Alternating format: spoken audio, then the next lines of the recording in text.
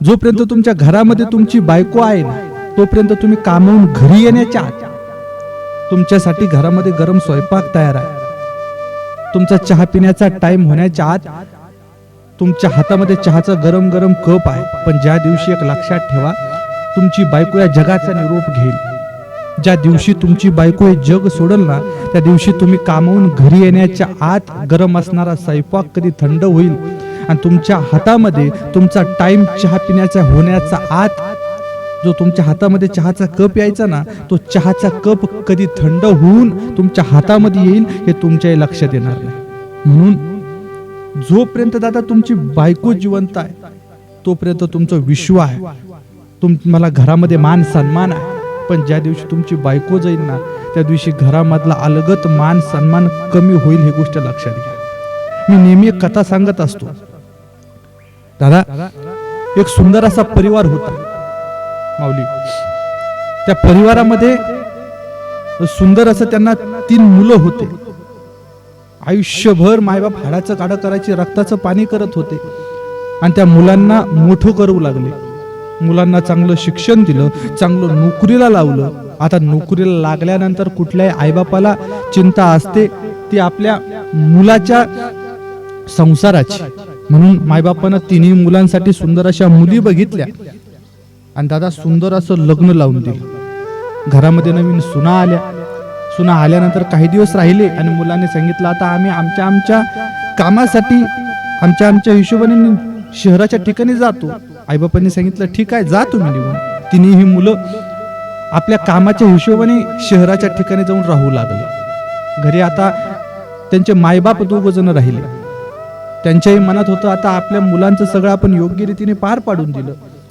आता आपली मुलं योग्य रीतीने त्यांचं सगळं संसार आपण त्यांना संसार व्यवस्थित करून दिला. मुली बघितल्या संसारामध्ये, त्यांना सुंदर शिक्षण दिलं. आता आपण मोकळे झालो.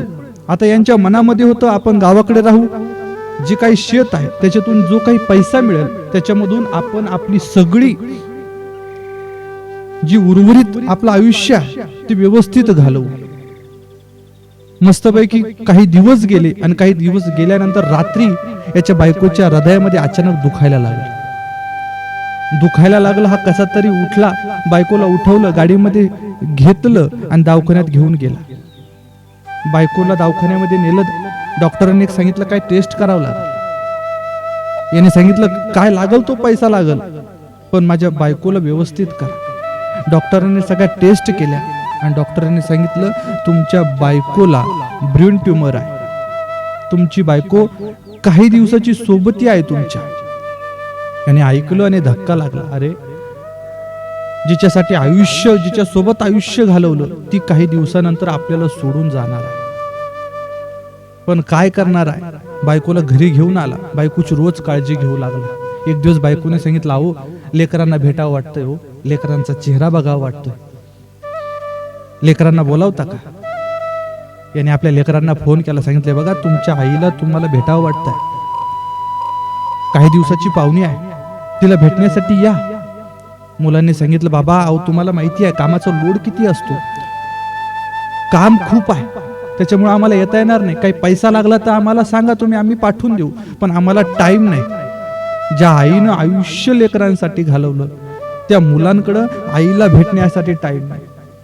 त्यावेळेस त्याची बायको तिच्या नवऱ्याला समजवू लागली, हे बघा मी काही दिवस तुमच्या सोबत आहे, मला पण माहिती आहे, पण एक सांगू, आपले मुलं जसे पाहिजे तसे आपण संस्कार द्यायला कमी पडलो असं मला वाटतंय. म्हणून मी तुम्हाला एक गोष्ट सांगते, तेवढी एक गोष्ट लक्षात ठेवा. जोपर्यंत मी गेल्यानंतर तुमच्या जीवामध्ये जीव असेल ना, तोपर्यंत तुम्ही तुमच्या नावावरची जेवढी काही इस्टेट आहे त्याच्यातल्या एकही कवडीची, एकही अर्धा एकर का होईना, गुंठाभर का होईना, मुलांच्या नावावर करू नका. मी सांगते तेवढं ऐका. त्यावेळेस तिच्या नवऱ्याने सांगितलं, अगं कशाला काळजी करते, अगं कामाचा लोड खूप असतो मुलांच्या मागं, नसतील आले येतील, कशाला काळजी करते. तिने सांगितलं नाही, मी सांगते तेवढं लक्षात घ्या, मी आहे, मी गेल्यानंतर तुम्ही एवढी गोष्ट लक्षात ठेवा. आणि कालांतराने एक दिवस असा उजाडला, त्याची बायको हे जगाचा निरोप घेऊन लागली. रात्रीच तिच्या हृदयामध्ये दुखायला लागलं.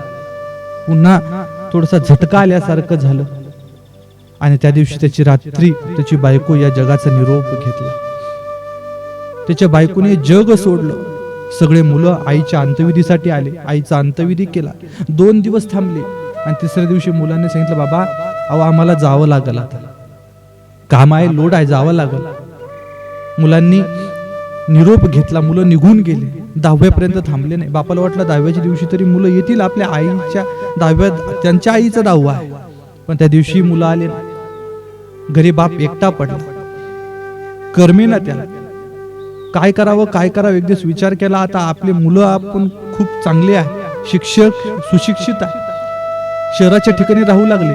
आता आपल्याला इथं करमत नाही ना, मग आपण एखाद्या मुलाकडे जाऊन राहू आणि उर्वरित जेवढी इस्टेट आहे, जेवढं शेत आहे, ते तिन्ही मुलांना सारखं वाटून देऊ. असा विचार केला. मुलांना बोलवलं, सांगितलं तुम्हाला ही सगळी इस्टेट वाटून देणार आहे आणि मी तुमच्याकडे एकाकडे कोणाकडे तरी राहणार आहे.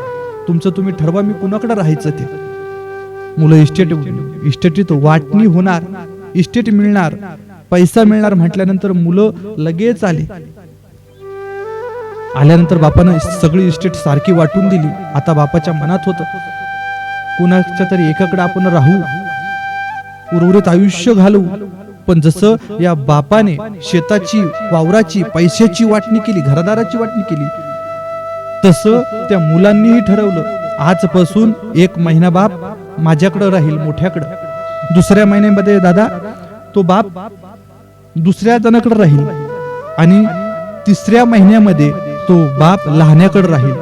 असं तिघांनी बापाची वाटणी केली. बापाला वाईट वाटलं, अरे आपण तर शेताची वाटणी केली फक्त, पण यांनी तर आपलीच वाटणी करून टाकली.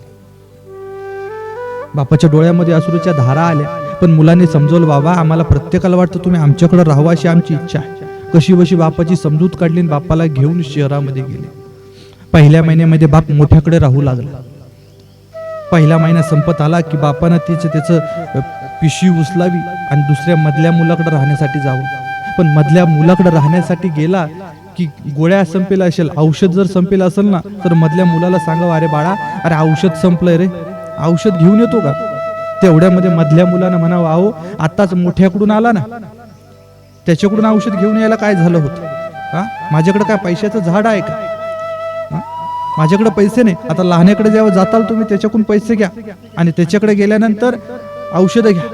बापाच्या डोळ्यामध्ये अश्रूच्या धारा आल्या. अरे ज्या मुलाला 50-50, 60-60 हजार रुपये महिना पगार आहे, तो मुलगा आपल्या बापाच्या औषधासाठी 1 रुपया द्यायला तयार नाही. लहान्याकडे गेला, महिना संपल्यानंतर लहान्याकडे गेला बाप. लहान्याला सुद्धा सांगितलं, अरे गोळ्या संपल्या. लहान्याने सांगितलं, अहो मधल्याकडून आला ना तुम्ही, आता मोठ्याकडे गेल्यावर गोळ्या घ्या.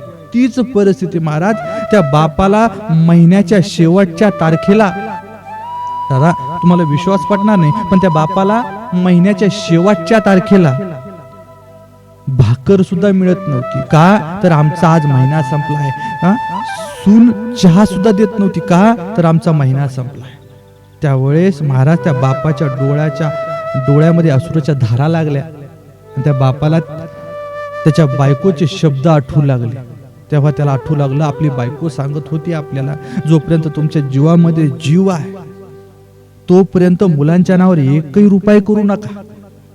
पण आपण ऐकलं नाही, म्हणून आज आपल्यावर ही वेळ आली. म्हणून मी कधीही सांगत असतो, आयुष्यात पैसा किती कमावता याला महत्व नाही. तुमच्याकडे इस्टेट किती आहे, वावर किती आहे, शिवर किती आहे याला महत्व नाही. तुम्ही तुमच्या घरामध्ये तुमच्या मुलांना किती योग्य संस्कार लावतात याला महत्व आहे. म्हणून तुम्ही संस्कार कसे लावतात याच्यावर तुमचं भवितव्य अवलंबून आहे, लक्षात घ्या.